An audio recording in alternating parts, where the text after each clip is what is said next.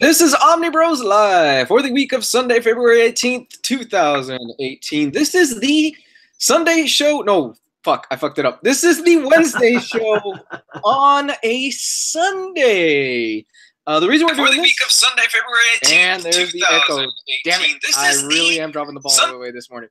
The reason that we're doing this, the reason we're doing this today is because we missed out last Wednesday because it was Valentine's Day, and I was spending time with my lovely lady, and we had a great time. So with me, as always, ladies and gentlemen, usually on the Wednesday show, the best damn co-host a man can ask for, the headliner of the show, Mr. Jess Bragg. How are you, sir? Yo, what's going on, Luis? It's going, man. It's going. It's going. It's a beautiful little Sunday morning, Sunday afternoon, Sunday wherever you are. Here in Orlando, Florida, we are just kind of enjoying it. We were doing some groceries. We went to the pool. We had a good day. We had a very good day. Enjoying the long weekend, President's Day. Nice. So you're only halfway through it. Oh yeah. Oh yeah. I still got tomorrow off. I'm super, super happy about that. Unfortunately, I got to take my car in to do for repairs tomorrow because I was involved in an auto accident. Wasn't my fault a few days ago. So probably some immigrant's fault, some illegal immigrant. Wow, we're going that route. No. It was kind of interesting because it was one of those things where it was a 3-lane road. I was all the way in the right lane. Then there was a middle lane, and there was the left lane. He comes out from behind me, going into the middle lane. The guy that's in all the way at the left lane comes in. He almost hits the guy in the middle lane. So in order for him to avoid hitting him in the left lane, he swerves into me, and he hits me. So he was at fault. And, yeah, he was just doing a defensive driving. A really cool cap, too. It was just one of those things where it couldn't be avoided. But the bright side is that I'm okay, everything's okay, and I'm getting a nice new paint job on my car. So it worked out. Yeah, it worked out. But, Jess, while I'm waiting for that paint job to finish up, and I'm interested in reading some comic books, where can I get my comics from? If you want to save up to 50% on your comics, your comic books, your trades, your oversized hardcovers, your Omnibuy, if you want to get free shipping for $50 and over in the United States with fabulous packing and excellent customer service, I think you're talking about In-Stock Trades, Luis. That I am. That I am. In-Stock Trades, the official sponsor of Omnibros Live. We love In-Stock Trades. We've been buying from In-Stock Trades for years and years and years, and you cannot go wrong with their bomb-proof packaging, with their great deals, their constant sales, and the amazing, amazing supply of comics, manga, and other various things to read. That is true. They carry a wide variety of stuff. Very true. They carry actually more than comics. They also carry manga out there. A lot of people don't realize that, but In-Stock Trades carries a fairly strong selection of manga at a great discount as well. Yeah, that's right. You're 100% right on the manga. That's what I'm told anyway, since I hardly buy any myself. You have to get into manga. You have to start getting into manga. I'm trying to declutter right now. I can't be adding a new vice to all my vices. I still have my Akira box set and my Death Note to read. So those are two big time mangas. So let me read those. Those qualify. How much did you pay on In-Stock Trades for that Akira manga box set, by the way? I did not get it at In-Stock Trades. Ooh. Shame on you. No, I pre-ordered it like a year ago from a different place. Ah, okay. Shame. Anyway. Tyler Bott says, hearing these advertisements for In-Stock Trades might be the best thing I've heard all week. Awesome. And Patrick Ken cracking open a root beer for my man. Yes. Go for that root beer. Well, Jess, we can't have the Wednesday show on a Sunday without, of course, the most important part of our show, the chat. Ladies and gentlemen, those of you that are in the chat, thank you for joining us on this beautiful Sunday afternoon. This is the Q&A show. I know I didn't put it in the title. Sorry. I did, though. Thank you, when Jess. I posted it. And that's why you make the big bucks, sir. That's right. This is the question and answer show, so we need your help. We need you guys to participate in the chat. Shoot us some questions about comics, relationships, advice. Shoot the shit. We talk about just about anything. About a few weeks ago, we spent 30 minutes discussing smoking, of all things. Yeah, we do talk about a lot of different things in this. It's any question you want, we'll try and answer it. So let's get it started. Jess, I saw Wakanda this week. I took a trip to Wakanda, and it was beautiful. Did you want to stay? Did you not want to come back? I wanted to stay, man. It was great. I saw Black Panther on Thursday night. I went to like the first screening things that they hold, and I have to say it was really good. It was very, very, very good. A bit, just a smidge overhyped. I had some problems with the CG, and I had some problems, with the predictability of the story. But overall, it was a fantastic film. And it was one of those films where I walked out and I immediately wanted to go watch it one more time because It took me there. Like, it showed Wakanda in all its glory. It really gives you a sense of, wow, this is a real tangible place in the MCU. That is cool. I can't wait to see it. I'm going to see it on Tuesday, I think. I am going to go see it tomorrow. I'm going to go see it again tomorrow. Mm-hmm. So I'm super excited about that. The only complaint that I could really... Okay, it's not really a complaint, but a lot of fans were saying, oh, Killmonger is basically the Joker of the MCU. Like, he is that good. I don't think he's as iconic as Heath Ledger's Joker, because that's what I've been hearing all week. Like, he's as iconic as Heath Ledger's Joker. I disagree with that. Yeah, but you haven't even seen the film. Yeah, I can just tell you right away that's not right. He's not as iconic as Heath Ledger's Joker. However, I do think he's probably my favorite of the MCU villains. That's interesting. Yes. Out of all of them that they have shown so far, I feel that Killmonger is the best of the MCU villains because his story is so fleshed out. It's really interesting, and how it ties in to different politics and things like that are going on, different social issues and things like that are going on is brilliant. He's a very sympathetic villain. He's somebody that, without getting into spoilers, obviously, he's somebody that once everything is laid out and once it's revealed, you can start kind of going, he's right. He's right in certain aspects. How he's going about it is completely wrong, but he's right in certain aspects, and I really, really love that. He's the perfect example of what we talked about on this show before, where I've said that the best villains are the ones that you understand. The best villains are the ones that you get, and you feel sympathy for them. And he's the perfect example of that. That's cool. That's really cool. If he's somewhat sympathetic and understandable, I think that's awesome. I have to take the chat with me while I go up and stick my dog's dog food under her face right now. Is he a better villain than the Vulture in Homecoming? Yes. Yes, God. Vulture was a great villain. He is. No, Vulture is a fantastic villain, and Marvel seems to be taking their villains a lot more seriously. They're starting to realize, like, oh, we have this formula for a villain, and we've been using it a lot. It's not really working anymore. We got to get more depth to these guys. We got to give more of a reason for why they are who they are. And with Spider-Man Homecoming and now Black Panther, we're starting to see them take their villains more seriously. Even Thor Ragnarok with Loki, where you started to see, again, Loki's an asshole, but you started to see more of a sympathetic side to Loki a little bit. I still haven't seen Thor Ragnarok.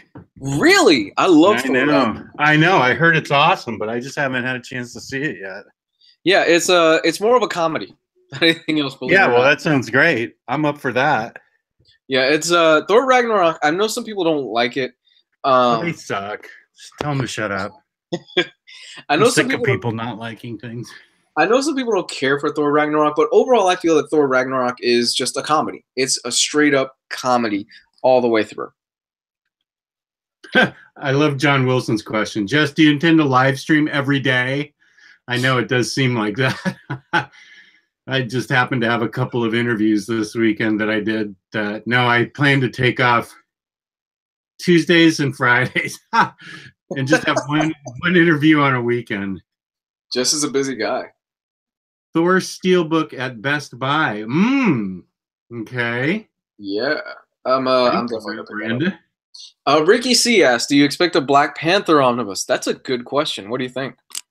I would say no, since they're pouring out the really nice complete collections by both Hudlin and Priest. Mm-hmm. The Kirby stuff, well, I don't know. The Kirby stuff is available in an out-of-print #1 masterwork and an in-print #2 masterwork. So I guess it's possible if they wanted to do an omnibus of the early stuff, because they seem to have committed to paperbacks for the newer stuff. So maybe that'd be a good omnibus for the Kirby stuff. I could maybe see 2 omnibuses out of it. The Priest stuff, if they wanted to go that route, yeah, they've been doing the complete collections of that, but we've seen Marvel, they'll put out an omnibus too, even when they put out complete collections. Totally, you're right. And the McGregor run, which is one of the most iconic runs of that character, especially with everything that McGregor did with fleshing out Wakanda and introducing villains and things like that. That's a good point. Tackling social issues. It's unfortunate. I've been doing research on McGregor's run. He actually had a couple of issues where Black Panther took on the KKK, but he never got to finish it. He never got to finish that story because they canceled the book right when he was in the middle of it.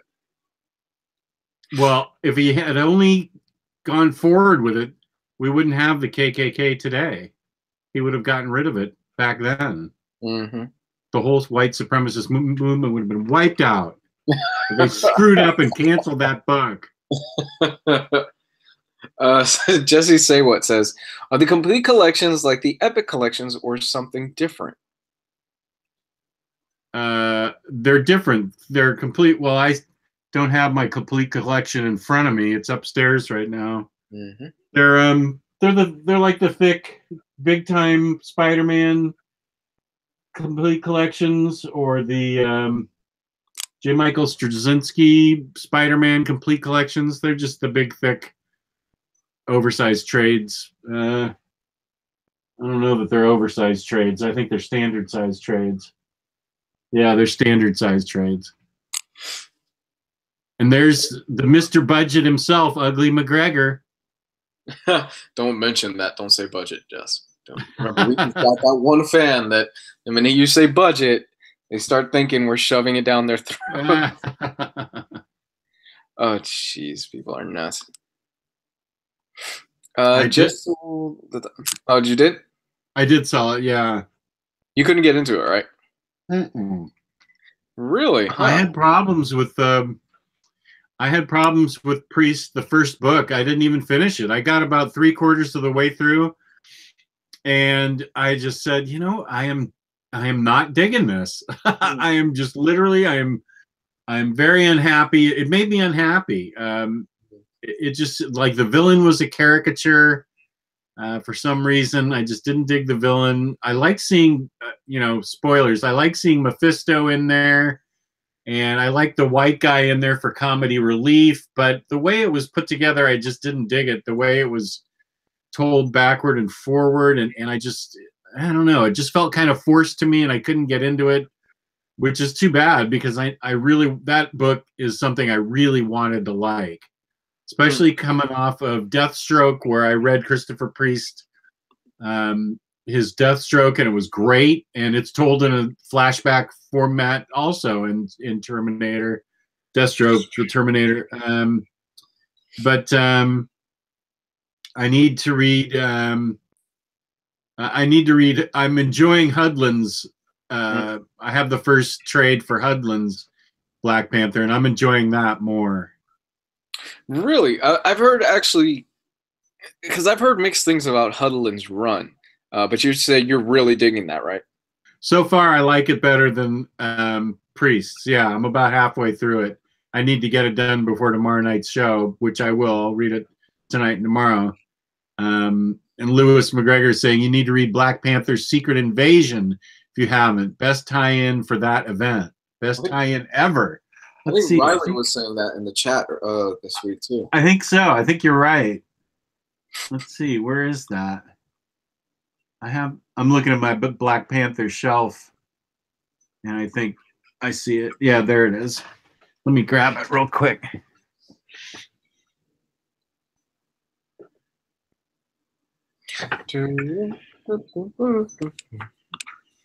Black Panther Secret Invasion. Ooh, that's the Aaron, right? Yes, it is. Very good. Jason Aaron.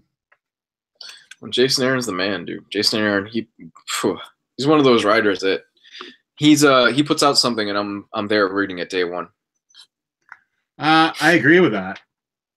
This looks great. I wonder, can I read this by itself? Anybody out there? It's included in volume 3 of the complete collection, even though it's not written by Hudlin. Okay. I wonder if I can just read this by itself. Somebody tell me. I have no clue. My 2 cents on Secret Invasion. My 2 cents on Priest Run. I've read about half of it at this point. I will agree, it's hard to get through. It's the first few issues are a bit of a slog. He sets up a lot of things. He's shifting between different time periods. He goes back and forth in different panels. It's a bit all over the place. For me, though, once it really started to get going, I really, really enjoyed it. I really started digging it. I just haven't gone back to it and finished it. Okay. But my me doing my research and stuff like that, my favorite is the McGregor stuff. I love just the amount of social issues that McGregor's been tackling. I've been going back and reading some of that stuff on the Marvel Unlimited app, and I've been digging the hell out of McGregor's run. I don't think I've read any of McGregor's run. I don't even think I own any of it. It's the Jungle Action stuff. Oh, okay. Yeah, no, I don't have it. Unless is that included in? Here I am getting off camera again. There's an Epic collection, I think, that has it. Okay.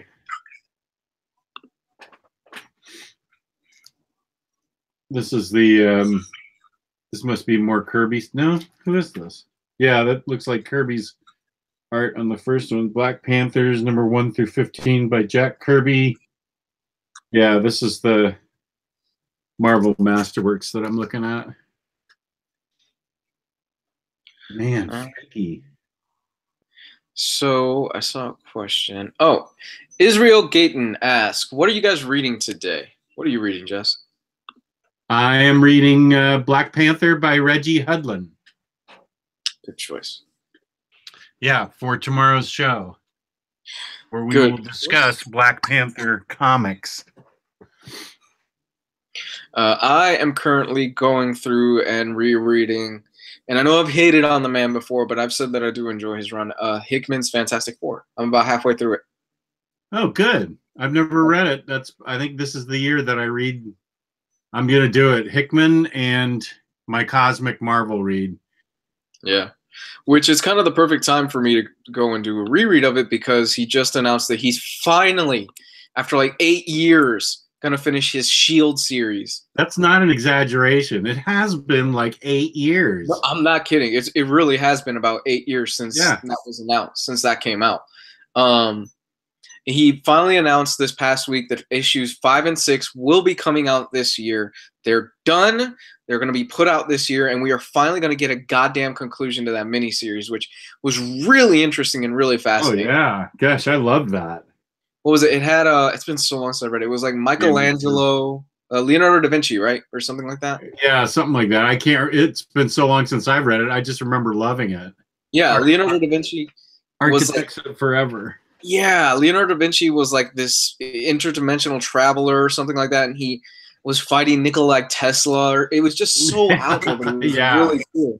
And you had Reed Richards' father involved in it. It was a really interesting premise. I need to go back and reread those issues, but we are finally getting the conclusion to that shit. Yeah, that's awesome.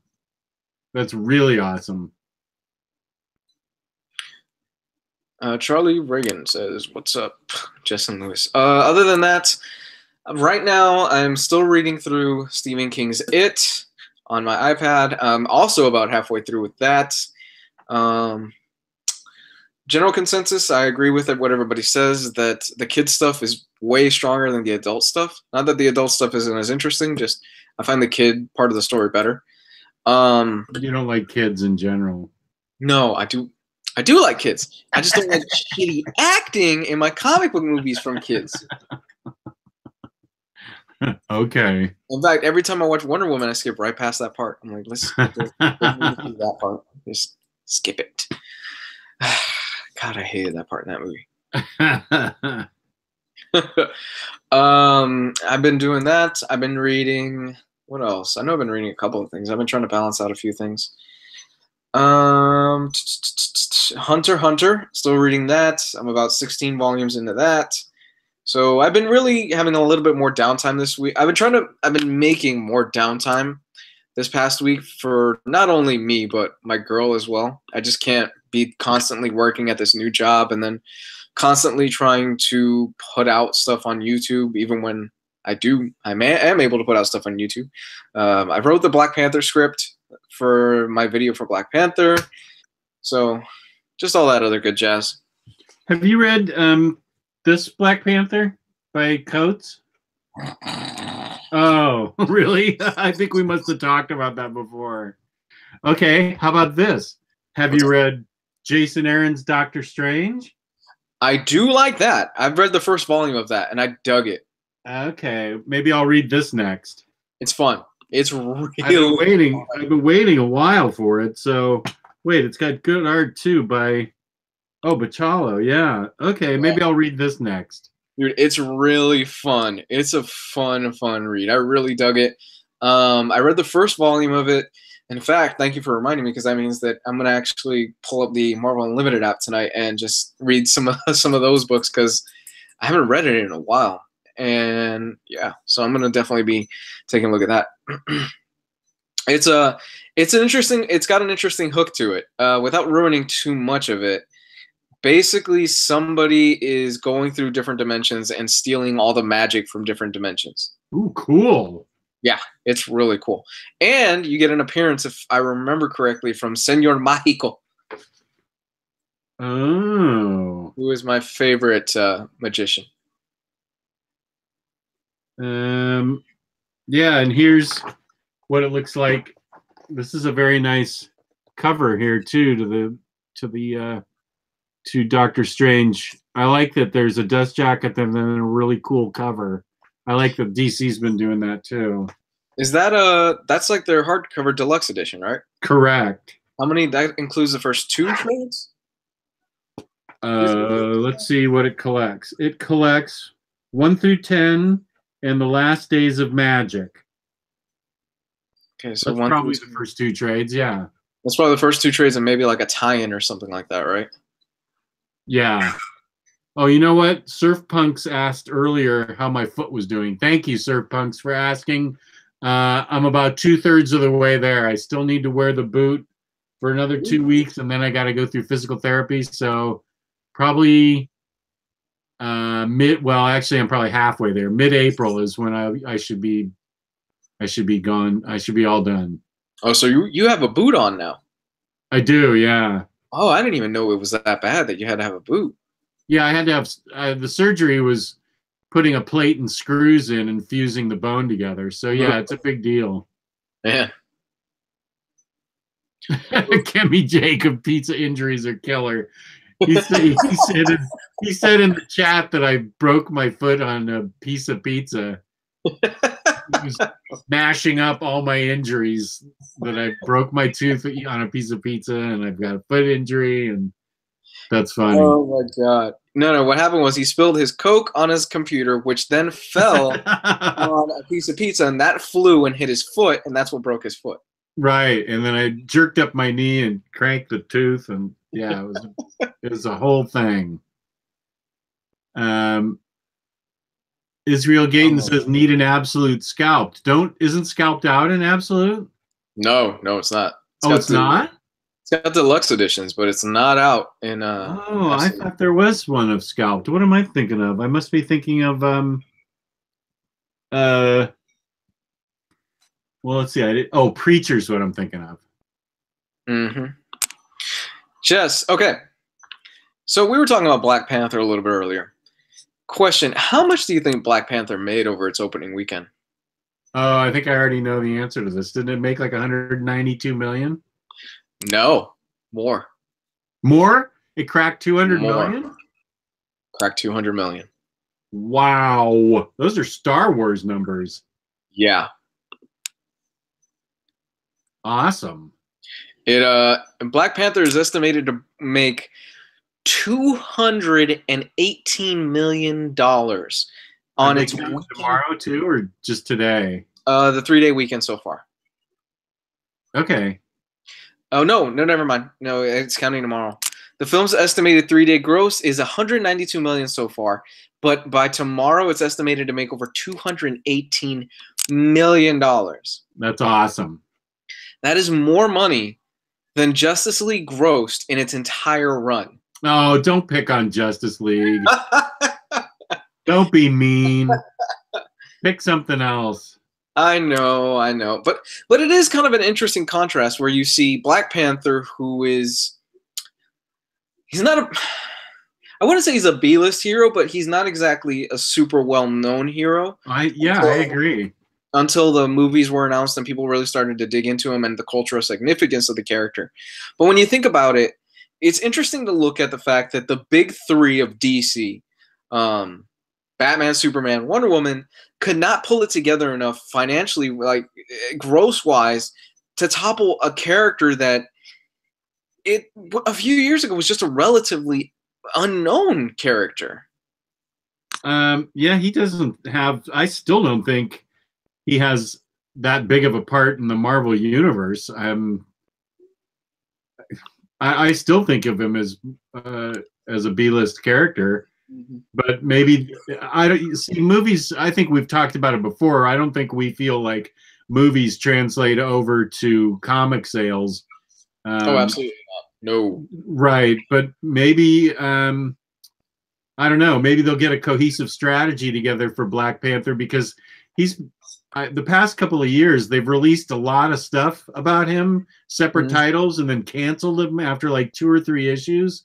So maybe they'll at least put out, just like take 2 titles and put out 2 strong titles and just let them, be ongoing. Maybe that'll happen.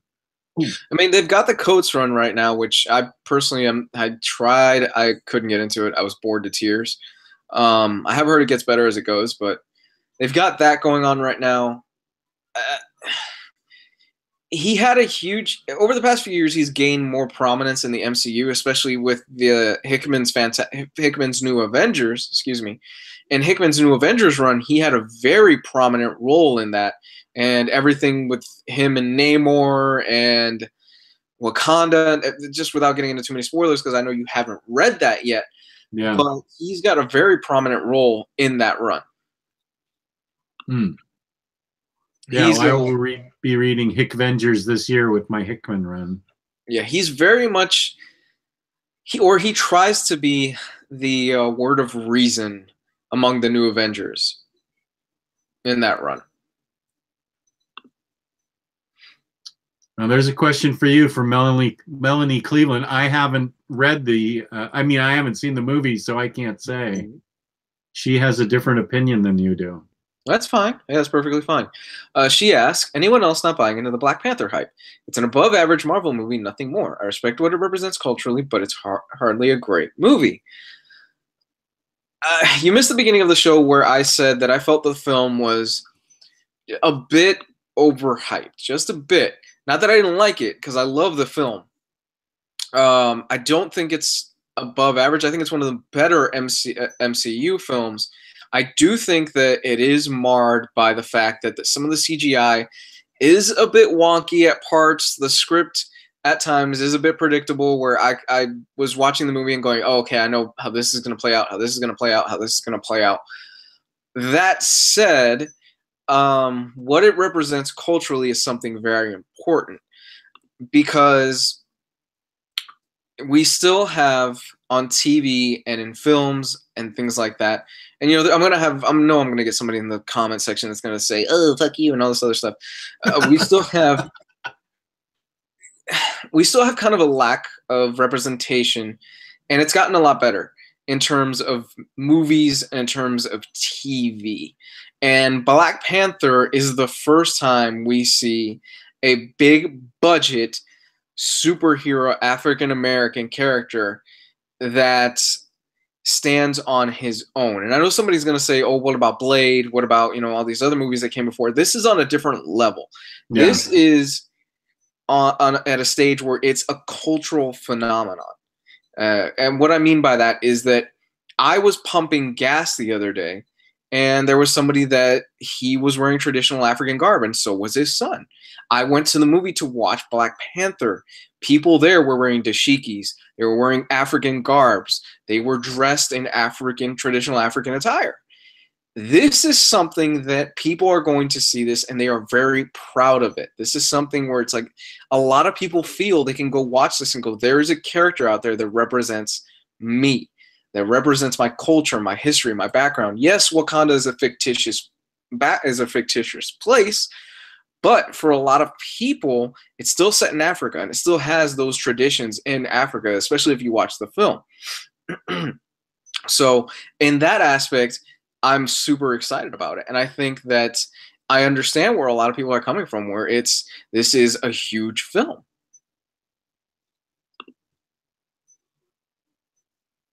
Ricky C says, Jess, welcome back. Was a great story. Thank you for the review. All right. Peace out, my brother. Welcome back was great. I'm glad you liked it. I hope Namor shows up in one of the next 2 Avengers flicks. I would love to see Namor in the big screen. I've always hated Namor. Do you hate Namor simply because of the fact that Namor hits on Susan Storm? I don't like any aspect of him. He's so arrogant. I just want to kill him. Have you ever read those Kirby and Stan Lee Fantastic Four comics? Yeah. Where Susan Storm is basically going, oh my God, his abs. Like every time Namor shows up and stuff like that. Yeah, that may be where it's rooted. My early childhood hate of Namor might be rooted in that. Yeah. There's a point in Hickman's run where you start thinking, are they going to hook up?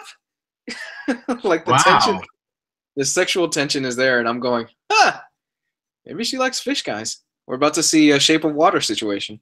No. I love Namor as a character. I really want to see him in the MCU more. Especially, again, Namor plays a huge part. And once you start reading the Hickman stuff for his Avengers run, his new Avengers, Namor plays a huge part. And he is a colossal dick in that run. All right. I can't wait to read it.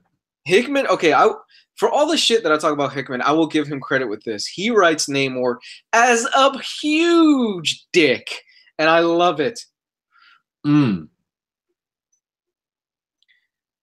I completely forgot I made John Wilson a mod. Yeah, he gave Gabriel a timeout the other day. Did he really? Yeah. Where are the Latino superheroes? We've got White Tiger and Miles Morales. That's it. Well, no, Blue Beetle and Kyle Rayner. They're Hispanic also.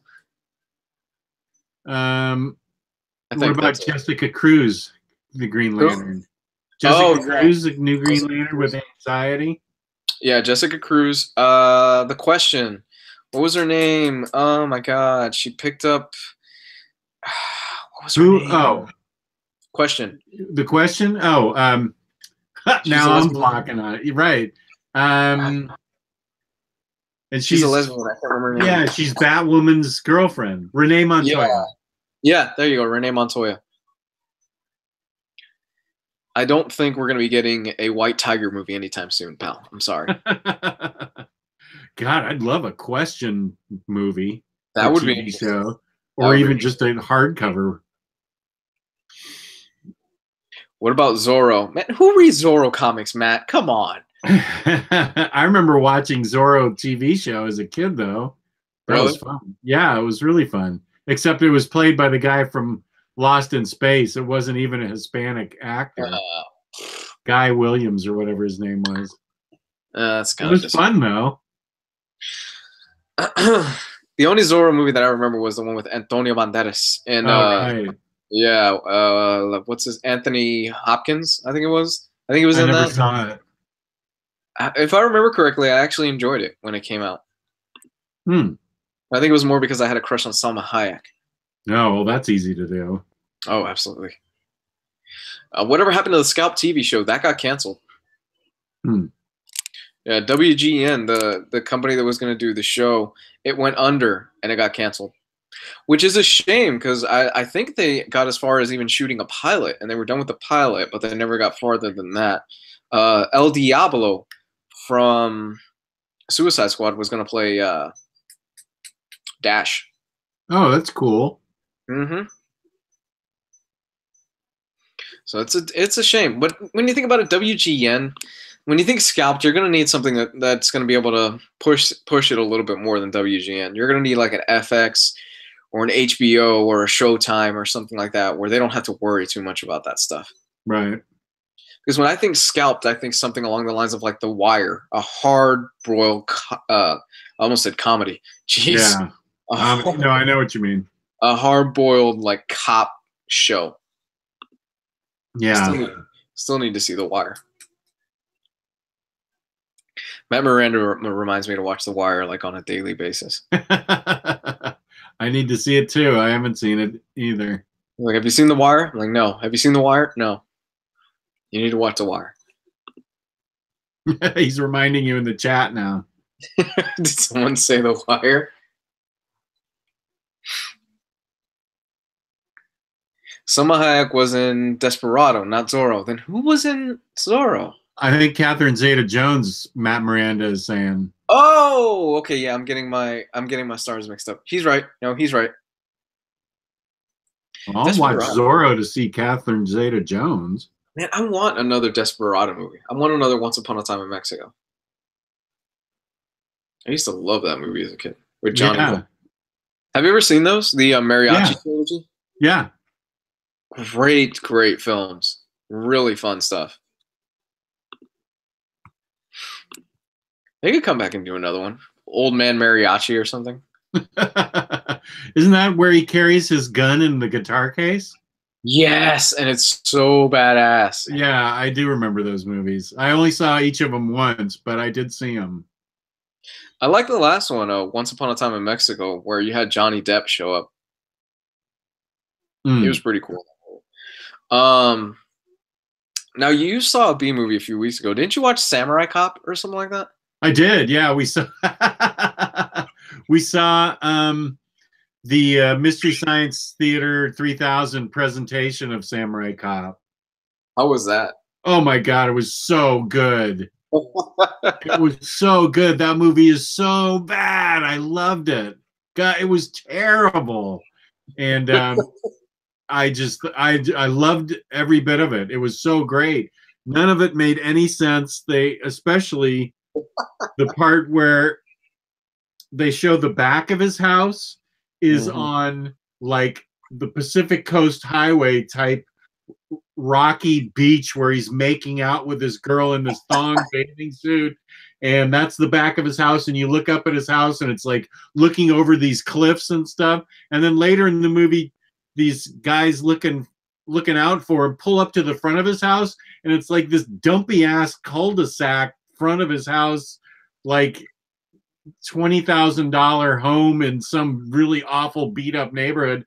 That's his house supposedly that looks over the Pacific coast. And I was like, wait a minute. And they didn't even try. And he had a backyard and stuff with trees and leaves and stuff. And I'm like, wait, isn't his backyard like the ocean and the beach? And they didn't even try and make up for that. Mm. Bad guys sneaking around his backyard and nothing made sense, and he had these this long hair blowing, and they were terrible fights and a plot that didn't make sense, and like a token black guy in there that they made a racial joke about that was really awful, and it was so bad it was great, and they were just totally making fun of it the whole time. It was really funny.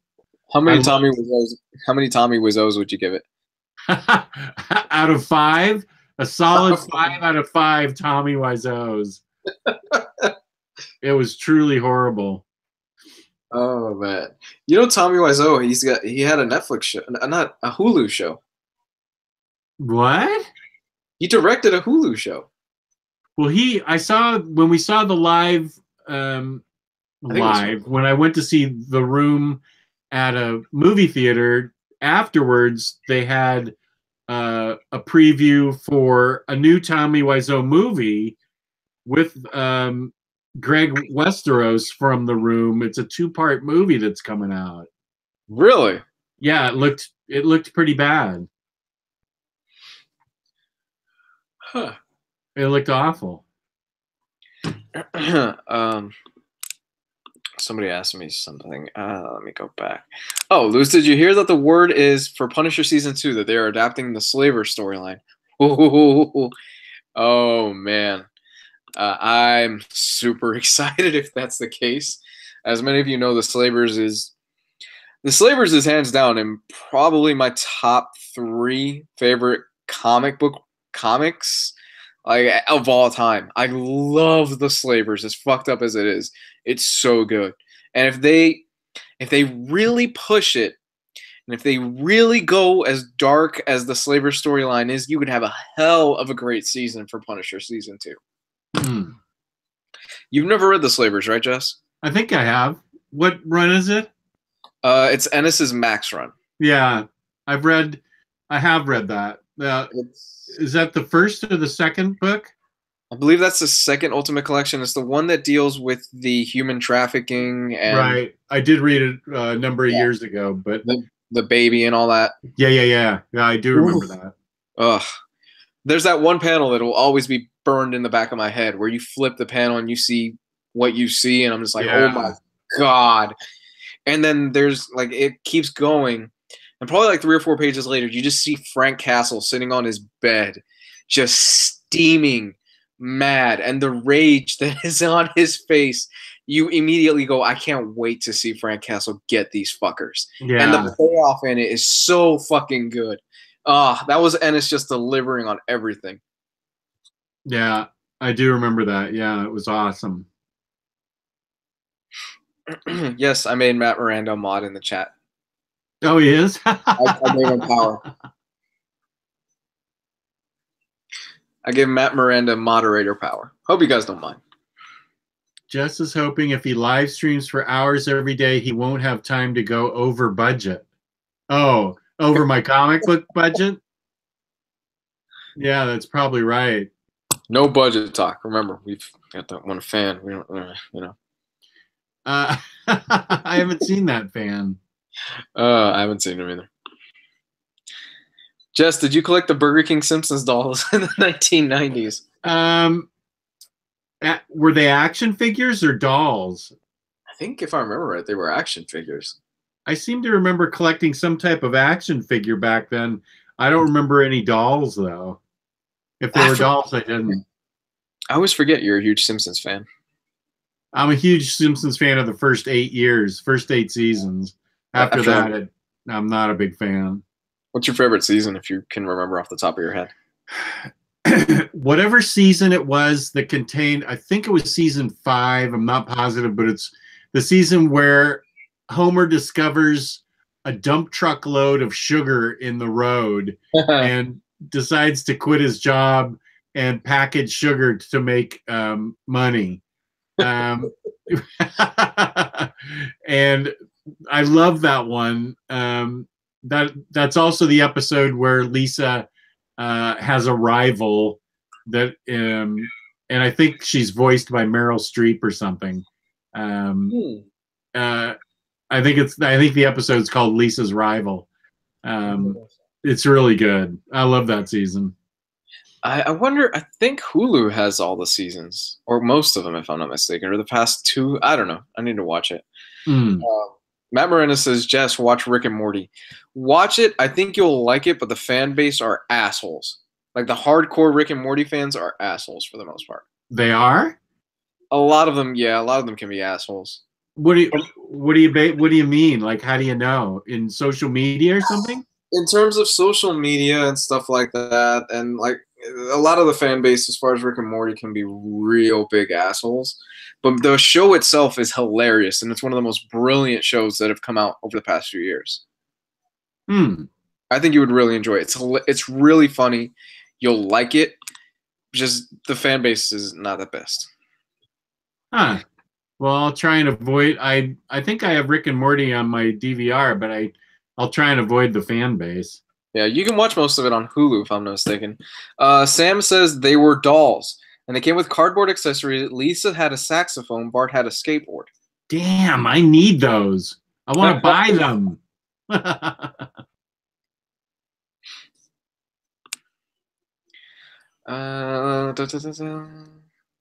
Let's see. Biggie Cheese says, if there was one comic character that got killed off but later revived that you wish would stay dead, which would it be and why? I choose Green Goblin because of Clone Saga and Sins Past. That's a good question. There was one comic character that got killed off but later revived that you wish would stay dead.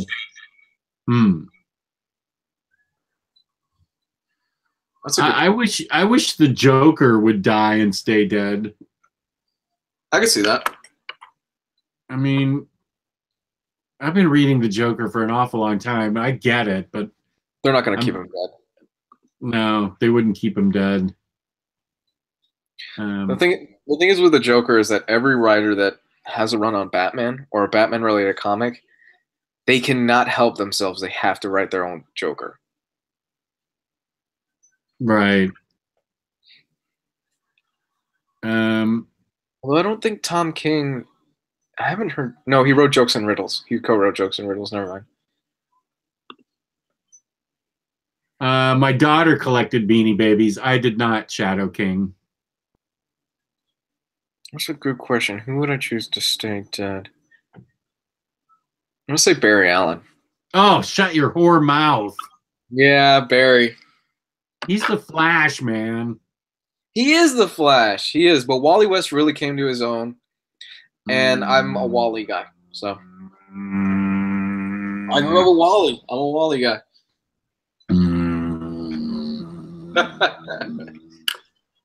I mean, Barry's cool. You know, he's no Wally, but he's okay. So what? He gave up his life to save the universe. Who cares?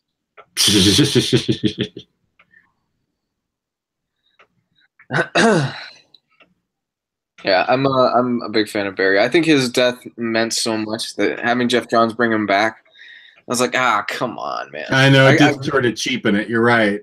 It kind of undercuts it a little bit more because that's one of the big sacrifices in comics. I was like, oh shit. I really think that.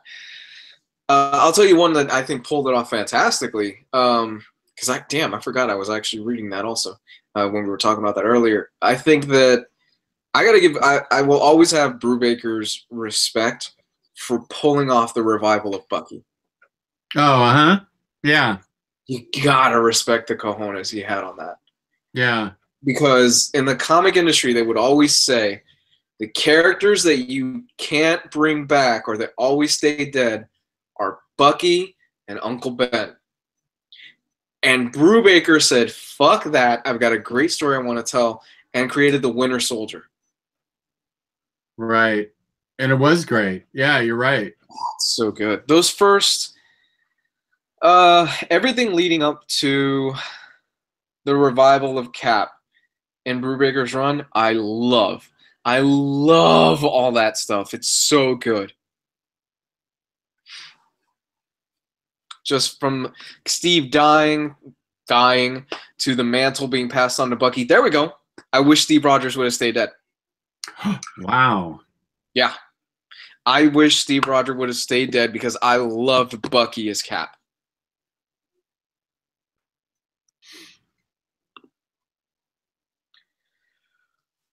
Uncle Ben Uncle Ben sort of came back in Spider-Verse. Yeah, not really. I mean, that's a different universe. That's the book that I wish I really liked because I loved the concept, but I found it so Spider-Verse. I really wanted to like it. I eagerly opened it to read it, and I found the whole thing to be just so hard to read. It was so misordered that I really had a hard time with it.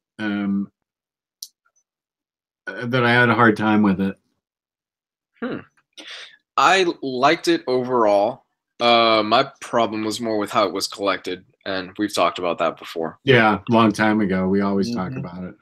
Yeah, I thought the stories were great. It was just collected improperly. Sam Clarkson says, when you close your eyes and think of the dad from Family Ties, does he have a beard? I think so, yeah, doesn't he? I've never seen Family Ties. Oh, you haven't? It used to be funny back. It was, of course, it was made back before you were born. Hey, Avi, we're doing well. How are you doing, buddy? Hey, Avi, it's been a while.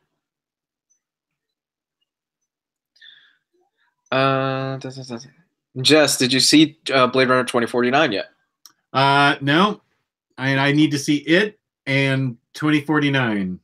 Those are the two movies I really need to see. Message me after and remind me, because I say it all the time. I'm like, just message me and I'll send you the digital codes of them. And we always forget, and I always forget to send them to you.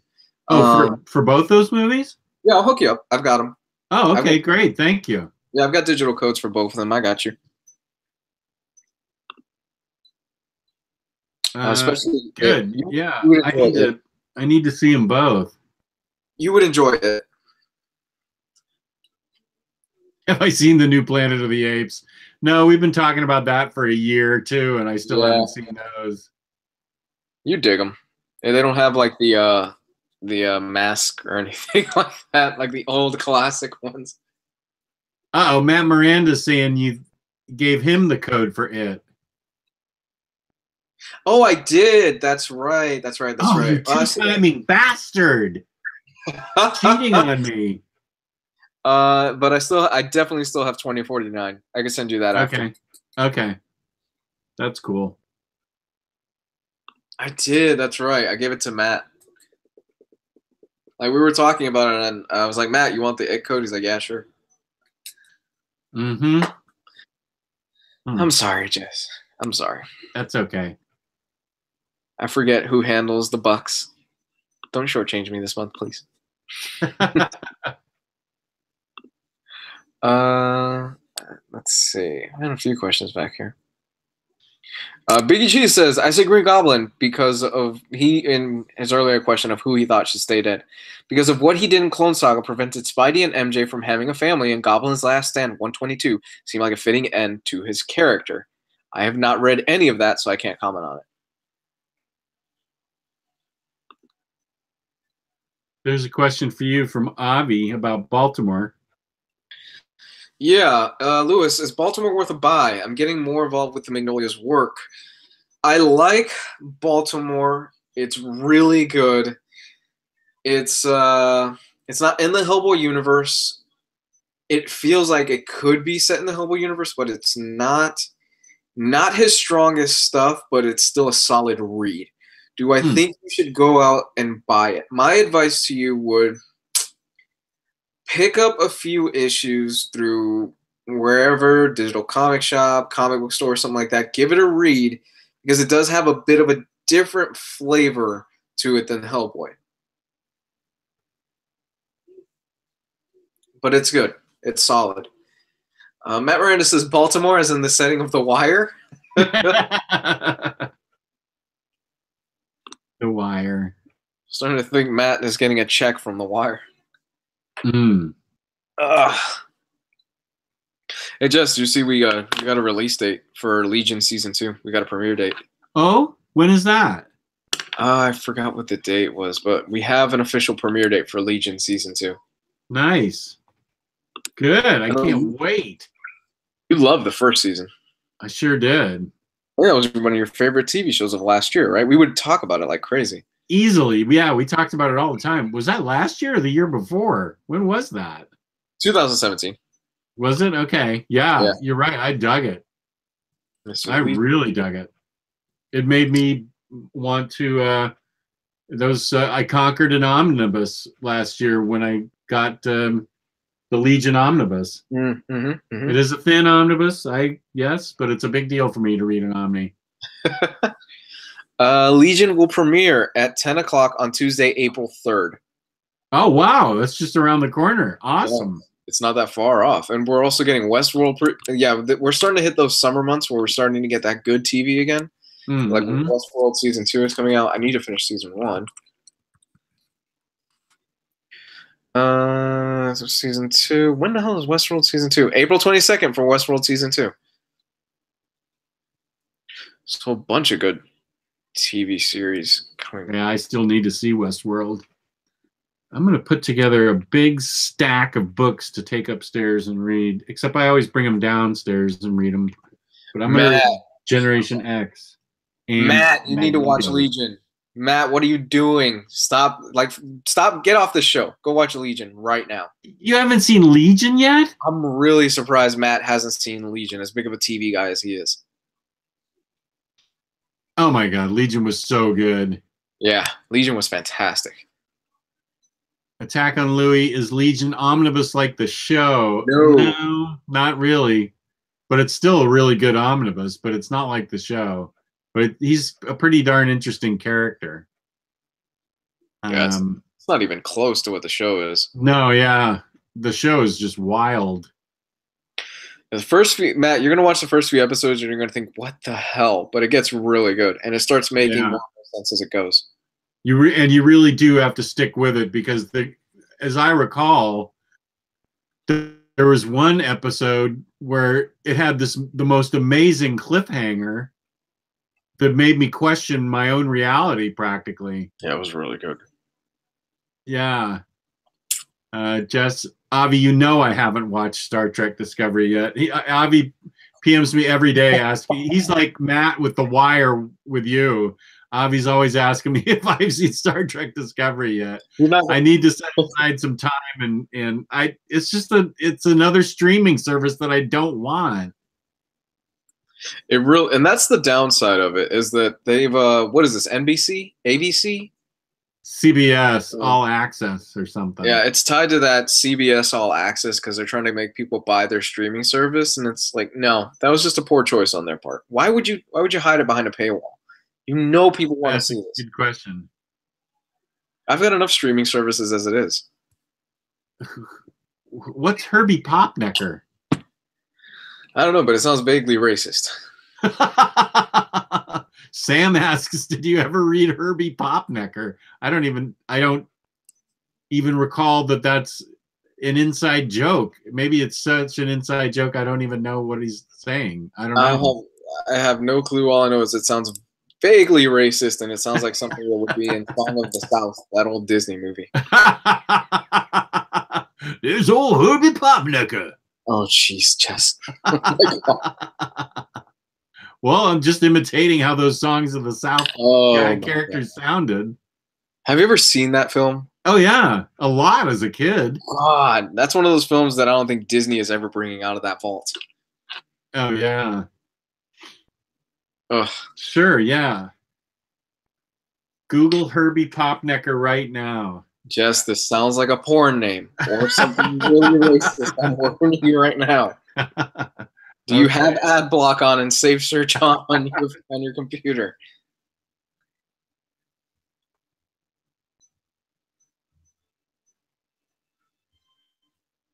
He's Alan Moore's favorite superhero. Again, wow. Yes, I hope you have safe search on. He does look familiar to me. It's from Forbidden Worlds. No, this is a real thing. Herbie Popnecker. It almost looks like a Dan Close character. Oh, this fat fuck. Sorry. Whoops. Whoa, take it easy.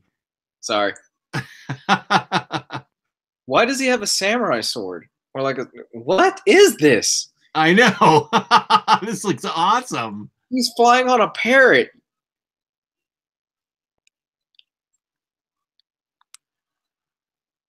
He's a superhero? He's got magic lollipops. He can talk to animals, become invisible. Herbie Popnecker.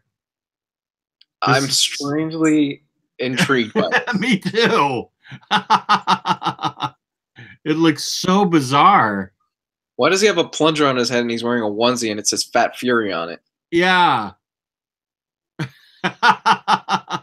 This seems like something Alan Moore would be like, yeah, that's my favorite superhero.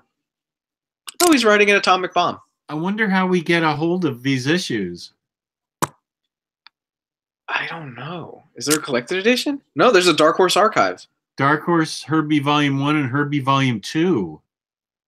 Watch these things be so wildly out of print that they're like they may $500 a piece.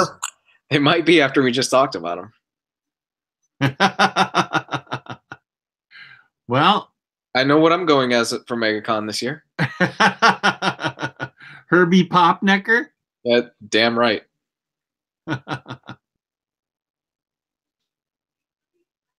This is so weird. What the hell, Alan Moore?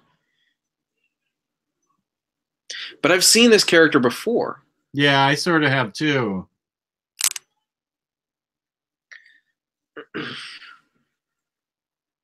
This is going to be the year of Herbie Popnecker. As soon as I get my volumes, then I'm going to start promoting it, but I want to get them first. I kind of want to read this. I do too. Magical lollipops and a bowl cut and heavy-lidded eyes. I'm sort of intrigued by Herbie Popnecker. Yeah, me too. I think you need to be careful with how you say his last name. Yeah. Yeah. I don't think we're going to be getting a movie about him anytime soon. Or they'll just call it Herbie. Yeah, probably Herbie. He just smacked a guy with a lollipop and turned him into an elf. What is this?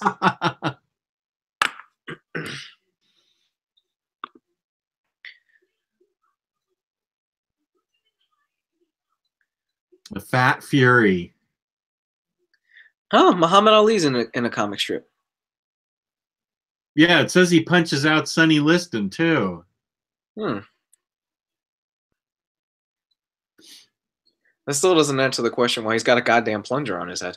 All right, you sold me on Herbie Pot, whatever it is. I'm going to look into the I wonder if we can... let's see, what are they called? The Adventures of Herbie? Herbie Volume 1, Herbie Volume 2. Mm-hmm. What's... Okay, you got me. You sold me on it. I'm going to have to check this out. Oh, he's got a flamethrower. Huh. Who's the writer of this?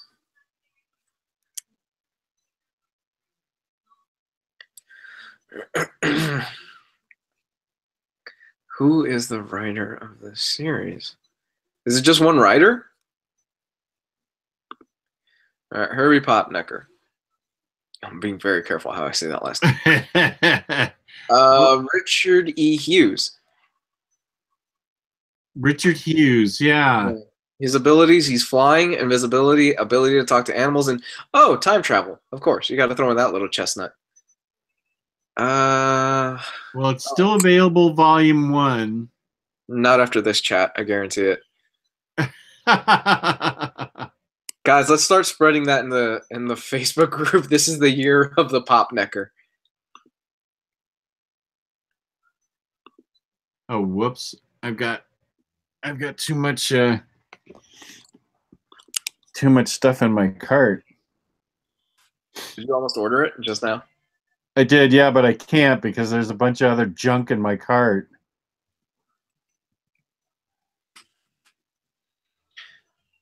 Jess, do you know where you can order a great copy of Herbie Popnecker for only $19.98, and that's the damaged copy for 60% off? Where? In Stock Trades, the sponsor of the Omnibros Live show. Jess, one more time, why don't you tell them about In Stock Trades? I'm going there right now because I want to find a volume of Herbie Archives. In Stock Trades, where you can get up to 50% off your trades and hardcovers. $50 or more gets you free shipping in the United States. Bomb-proof packaging, fabulous customer service, and they give you a loyalty discount. So In Stock Trades is the place to go. Yeah, I'm looking right now. You can get the first volume of Herbie Popnecker. God, I'm really being careful on how I say that. The Herbie Archives hardcover volume 1 for $28.98. That's 42% off the retail price. And you can even get the second volume, which is a damaged copy, but we've seen how the damaged copies are of In Stock Trades for $19.98. That is 60% off.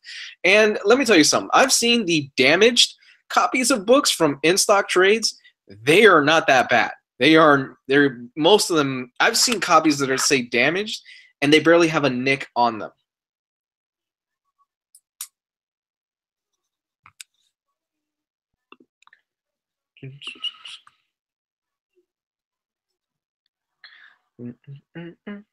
This is Valiant all over again. No, this is not Valiant.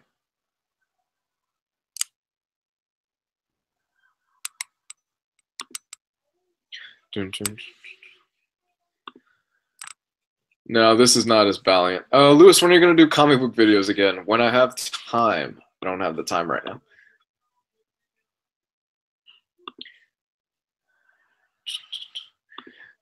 Jess, I can't hear you.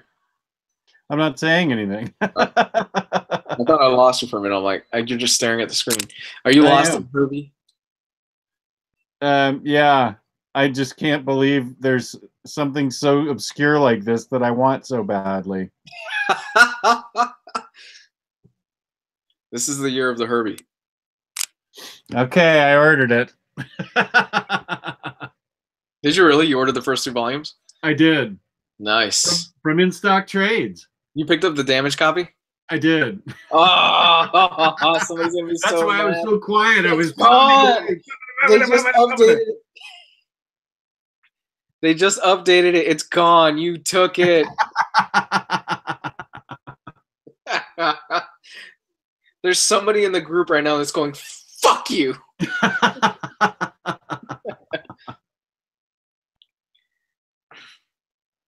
Valiant was 2016. Usagi was 2015. Irredeemable was 2017. Herbie is 2018. Nice. Well, thank you, Sam, for introducing us to Herbie von Puppenberg or whatever his name is. I know. Yeah. Avi's saying, did you budget for this month? No. I just went over budget with those 2 books. I'm glad they were in print. You got a hell of a deal on that, man. Thanks for alerting me to it. I'm pretty darn excited. I mean, I can't wait to read Herbie Popnecker. Yeah, especially that volume 2. Like we've said, you know, I've seen damaged books from In Stock Trades, and they 99% of them barely even have a scratch on it. Oh yeah, I showed the other day. I'll show you my Valiant, not my Valiant. What am I thinking of? My Planetary damaged book. This is the damage. If you can see it, it's like I can't even show it properly. If you can see that this corner's a little bit bent in.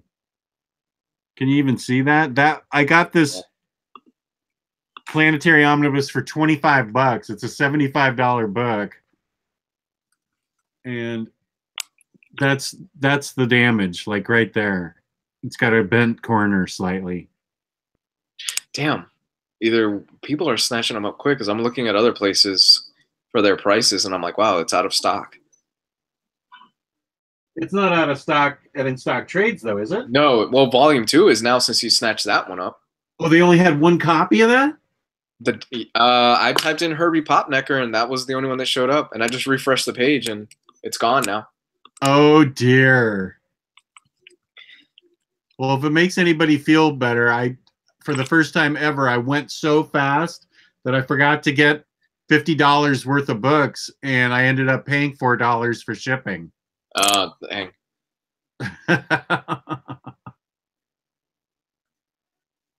Over budget. It's barely in the middle of February.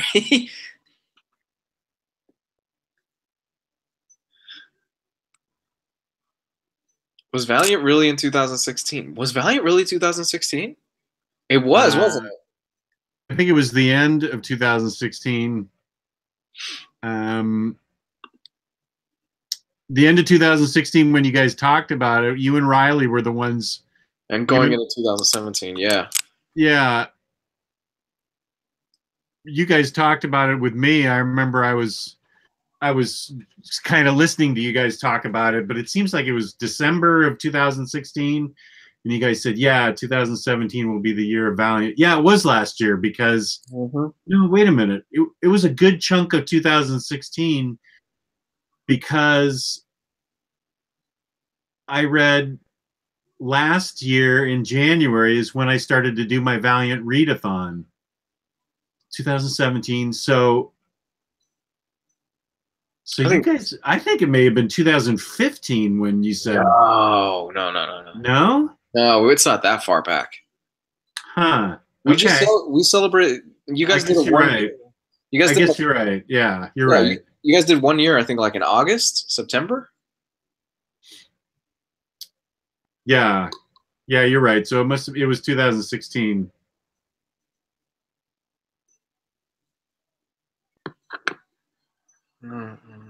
So the group has been around for 3 years. That's nuts.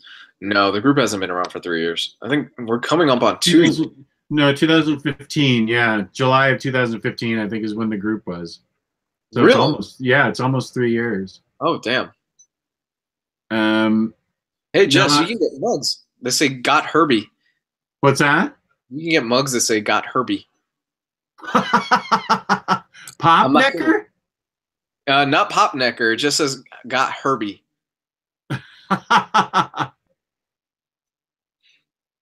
I'm not over budget. Attack on Louis. I am kind of over budget. I said I wasn't going to spend anything this month, and I just bought Herbie Popnecker. So I didn't really have a budget for February because I said I wasn't going to buy anything. But this looked like an emergency. I kind of want this mug. Can you screen share it so I can see it? I'll send you the link through the chat here. It says "Got Herbie." Man,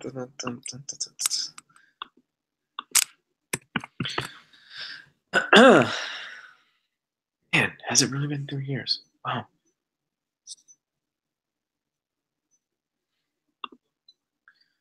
Let me see. Copy that and send you that. There it is. Oh, did you put it in the chat? Yeah, I put it in the chat. Okay. Well, let me open Facebook then because Jess used the emergency fund. I did. Yeah, I broke open the piggy bank. Oh man, can you imagine if this catches on in the group? Everybody's like doing Herbie stuff now. We'll have Samuel von Kluxenberg III to thank for it. The third. Wow. Hey, guess what? Celebrate your friendship with Lou Rodrigue. Jess, we believe that friendships are something special. You became friends on Facebook with Lou 1 year ago. Has it really been a year? That's what it says. We've been friends. We've been. I'm so sorry for my dumb shit that I post every day on Facebook. We've been friends longer than that, though. Yeah, we've been doing this a while.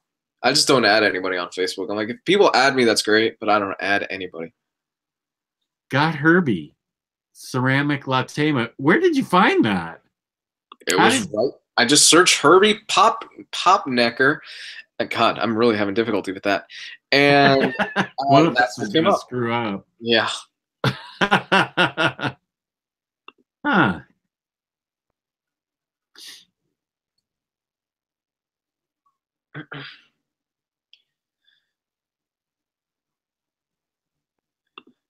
Come on, admit it, Jess. You want it. If it had a picture of him, I might. But it just says Herbie. That could be any Herbie. That's true. Herbie Popnecker mug. No, that's disappointing. I'm guessing there's not a huge demand for Herbie Popnecker stuff. There will be now. I wonder if there's like a Herbie Popnecker universe or something. Let's look on the old eBay. Anything for mugs. Dave K says there's a Fat Fury t-shirt on eBay. I just saw it and I want it. Fat Fury? Yeah. Does he have the plunger on his head? No, it's just a red t-shirt with Fat Fury written on it, like his symbol. Oh. That's disappointing. Yeah, you gotta have his face and the plunger on his head. I want to read this one. He's dressed as a Canadian Mountie.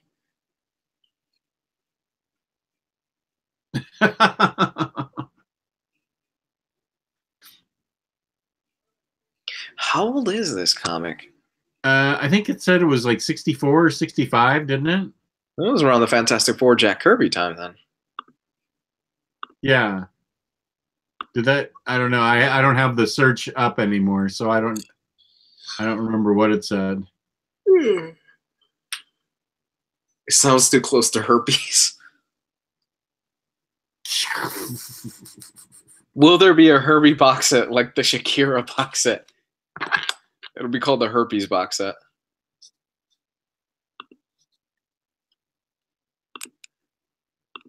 Herbie Popnecker.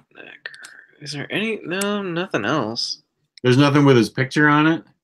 There's no t-shirts or anything like that. And I'm kind of disappointed. Like, there's a market for this, Jess. We need to get on this. Well, I totally agree with that. Who has the rights to Herbie Popnecker? We need to get on this. Well, I think it sounds like Dark Horse does. That's like the last licensed product they have is Herbie Popnecker. Everything else they've lost, like Conan and all these other things. That's right. Dark Horse doesn't have Conan anymore. No, and they lost somebody else too.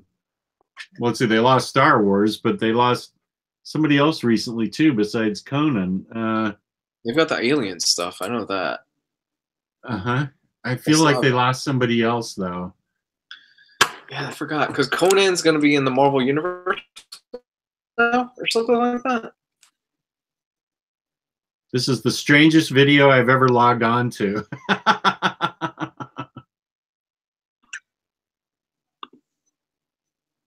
What was that? You broke up for a minute. Rob McClay says this is the strangest video I've ever logged on to. Yeah, because Conan's back at Marvel now, right? Yeah. Who's going to be writing him? Conan the Barbarian returns to Marvel Comics. Did you ever read the Colossal Conan? No.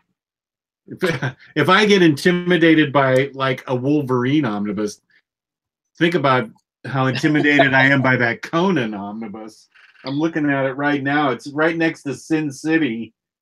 And it dwarfs it. It dwarfs it. Yeah, I could eat it for breakfast.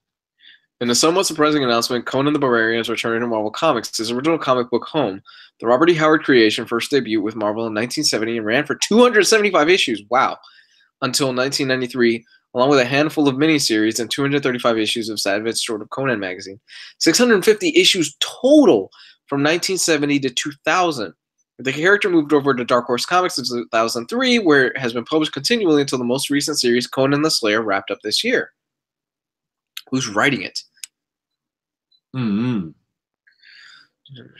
From Barry Windsor Smith to John Buscema to Neil Adams, a legendary lineup of amazing artists brought Conan to life in the pages of Marvel Comics, said C.B. Sobolski.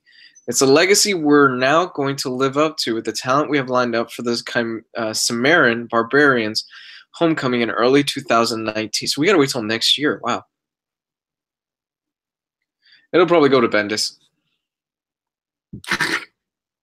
You laugh. I could totally see Bendis taking on a Conan book. Huh, really? I can see it. I could see Bendis or Aaron. Yeah, Matt says give it to Jason Aaron. I could see Jason Aaron tackling a Conan book. Or maybe they'll give it to Scott Lobdell. You have to read Red Hood. It's awesome. Not happening.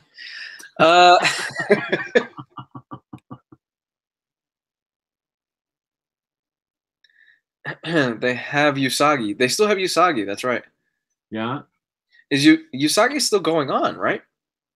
To my knowledge, yeah, he hasn't retired or anything. I've never read any of it, so. You are one of the lucky, what is it, 500 that owns the hardcover? I think it's 900. Let me see. Yeah, one of the fortunate 900 people in the world that have that hardcover. You and Tyler Blunt. 900. Yeah. Which one do you have? What number do you have? I have 378. Right there. Yeah. This is probably my finest score. Aaron's, Matt Miranda says, Aaron's the only big name left at Marvel now. What about Charles Soule? Isn't he considered a big name? I don't know. That's a good question. He's up there, but I don't think he's. And when you think of big name, you think like a Bendis or a Brian K. Vaughan or Jason Aaron or something, or Scott Snyder. Soule's good though. Jess, thanks for the Black Bolt recommendation. Read the first trade last night. Amazing. Yeah, it was great, wasn't it? You're welcome, Trent. Thanks for the thank you. Black Bolt? Oh, okay. Yeah, it's really good. I highly recommend it. Right? Sorry? Soule's Black Bolt? Gosh, I don't know who wrote it now that I think about it. Where is it? I think I took it upstairs. Oh, it's no,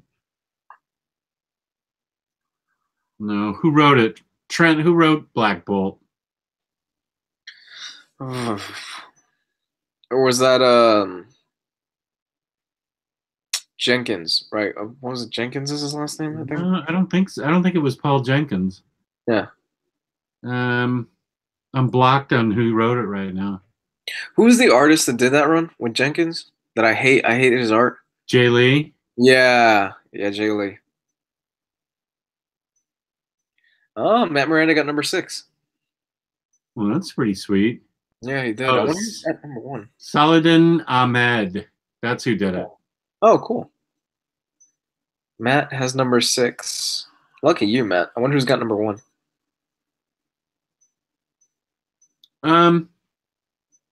How much does that hardcover I think we know who has number 1, but I can't think of who it is right now. Oh, really? Yeah, somebody in the group does have number 1. I'm trying to think it might be Mike Noah. Really? I think. I'm not sure.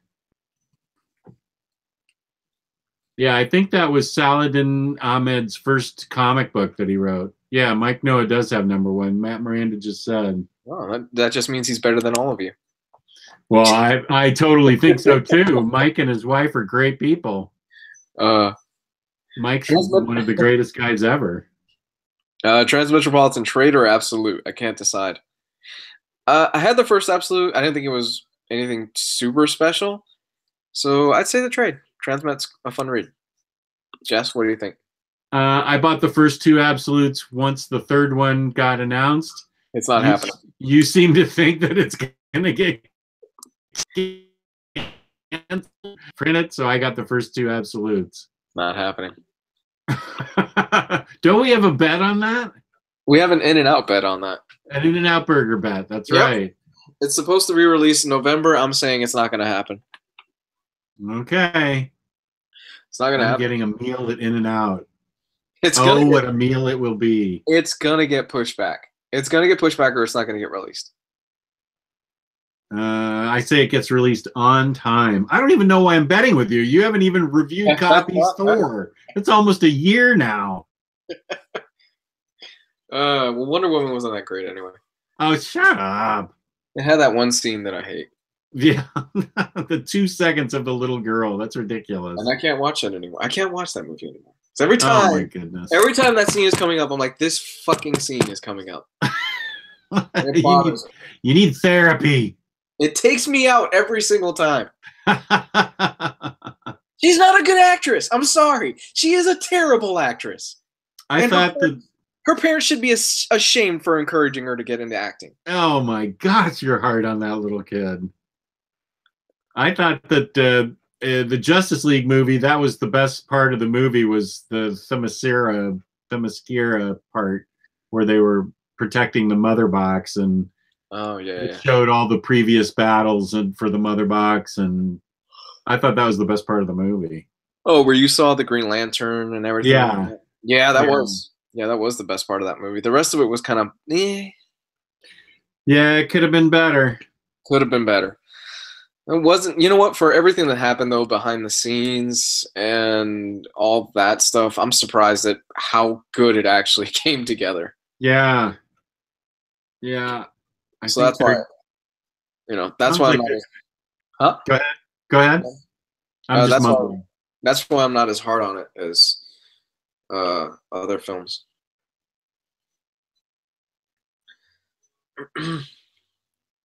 Yeah, I'd actually watch even a director's cut of it or something, but Yeah.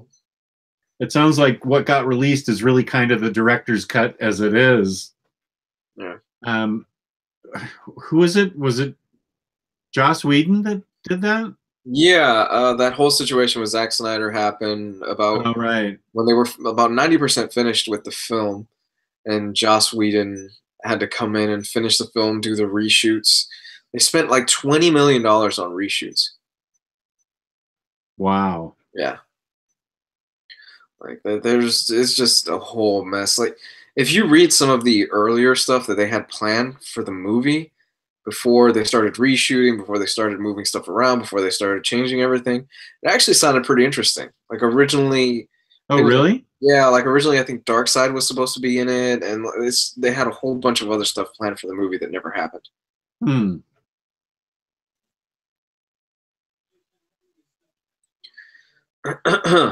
So, and the bright side is it didn't have any shitty child acting, so I can still watch it. Man, I'm looking on eBay and there's not a single volume 1 of that Usagi hardcover.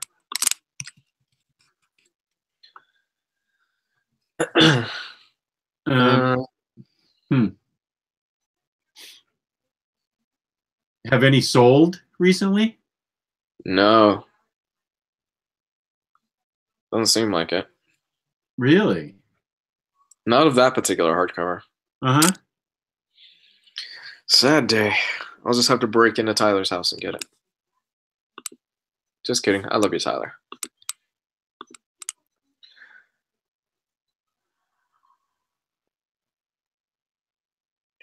Wow, that child's self-esteem so low. Jess, have you watched Black Mirror? I haven't. I know that I'm supposed to, but I just haven't. Black Mirror is good stuff, man. Yeah, that's what I've heard. Maybe this week I can get into some Black Mirror. Yeah, it's you've seen Twilight Zone, so you know what that's all Oh, yeah, about. sure. Yeah, the whole anthology idea is really appealing to me. Mm-hmm. Yeah. I have a confession to make. I've never seen an episode of Twilight Zone. You haven't? Never seen an episode of Twilight Oh Zone. my gosh, it totally holds up. Does it really? Yeah, it really does. I mean, you just have to remember that you just have to remember the times that it was during the Cold War, and a lot of these things were Cold War based. That's what Serling's writing was all about. So a lot of them are about the Cold War and not trusting your neighbor and things like that. But yeah, I think they really hold up still. Even the hour-long episodes do. What was the whole thing with Sterling? It was like he went from an actor or something like that. He wanted to start the Twilight Zone or something, and people told him not to do it because it was like a risk. I forgot what it was. He was a famous playwright. Okay, right. And when television was new, back in the 50s, he did Requiem for a Heavyweight, and that was well received. It was live television. And then I think Rod Serling was a well-known playwright, and so I think Twilight Zone could have been seen as a risk. I don't actually know this story, if people were trying to dissuade him from doing television, but I think with the success of Requiem for a Heavyweight, I I think that gave him the confidence to do Twilight Zone, and it was, you know, wildly popular from there.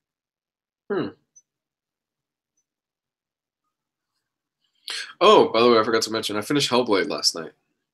Oh, you did? Yes. How long did it take you to finish that game? It was a lot longer than I thought it was. I don't have an official time, but it was good. It was really good. I finished it last night. It hit me very emotionally at the end of it. Oh, good. Yeah, I played it so much on a day last week, maybe Friday or Thursday, that my arm socket and my whole hand hurt. I played it for like 6 hours.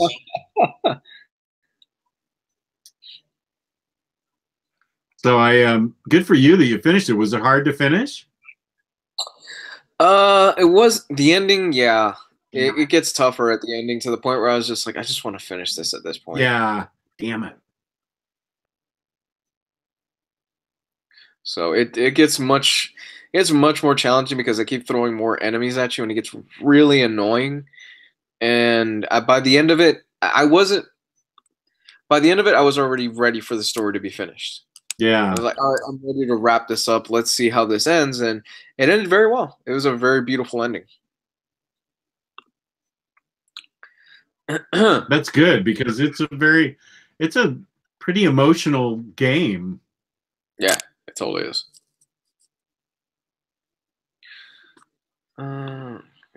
Matt, can you do us the honor? Yeah, we have. I think he's got it. Okay. That's why we pay Matt the big bucks. Omnipool, what's up, man? Omnipool. Matt or John, one of the two. Whole show is written by Charlie Brooker. Who's Charlie Broker? What whole show is written by Charlie Brooker? I'm not entirely sure. There's a conversation going on in there that we don't know what they're talking about.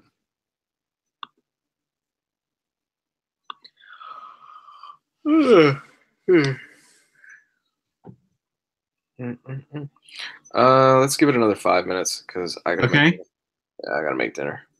I do too. Yeah, I'll do it. Okay. I was just gonna go in and do that. But go ahead.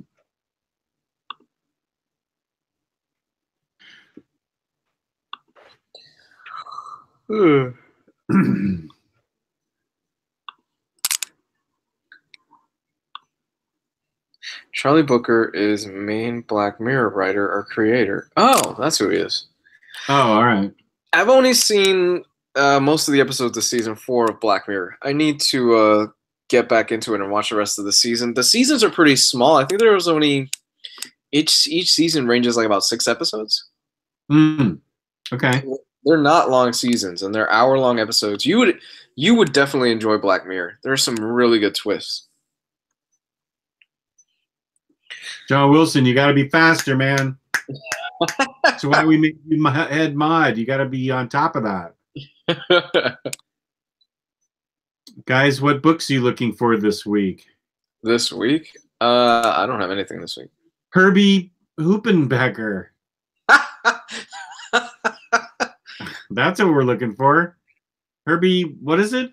Popnecker? Herbie Popnecker. Herbie Popnecker. Let's see. Where did somebody asked me something.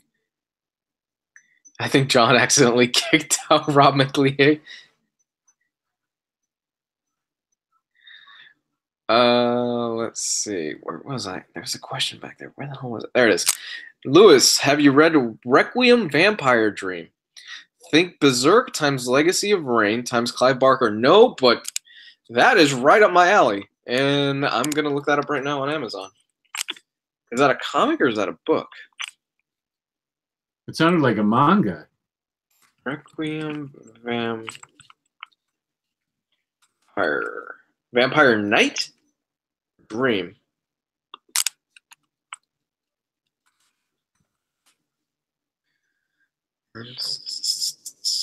The Vampire Diaries. No. Requiem Vampire Knight, French comic. Requiem Vampire Knight? Knight, yeah, Knight. Oh, here it is. Huh. Interesting. I'll take a look at this. This is one of the most striking comics I've read. The artwork is sure to set is breathtakingly well rendered. Huh. Let's take a look at this art.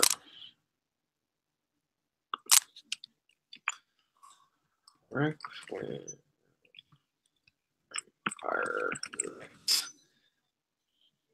Okay, here we go. Wow. That is definitely, wow. That's like Berserk, all right. Is it? It's very graphic. Very, very graphic.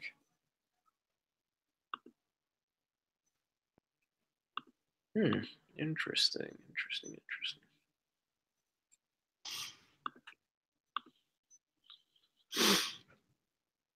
French comic on it's up to 9 volumes. Wow. Where do you get it? You can get it anywhere. It's readily available on Comixology and Amazon. Oh, okay. I would imagine it's up on IST also. Rod Sterling wrote one of the drafts of Planet of the Apes. The ending with the Statue of Liberty is... Oh, I didn't know that. That makes a lot of sense. That does make sense. That does sound like a Sterling ending. Damn you! Damn you all to hell! I still need to see that. Oh, you've only seen the ending? You haven't seen the whole movie?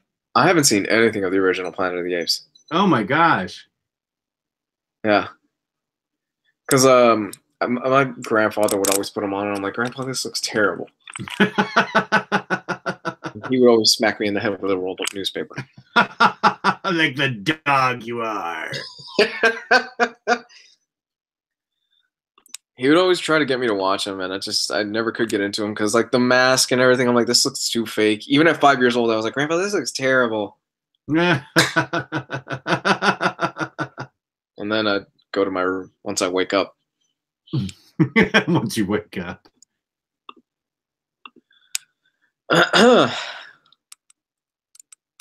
So if nobody else has really any questions, you want to do the outro?